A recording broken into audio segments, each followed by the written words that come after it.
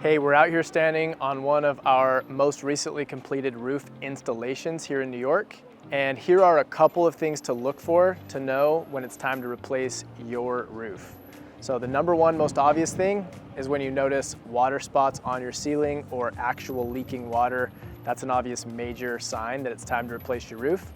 Another one that maybe is something you're not looking for already are just visible signs of lifted up or broken shingles on the side of your house. That's a good indicator that the roof is ready to be replaced.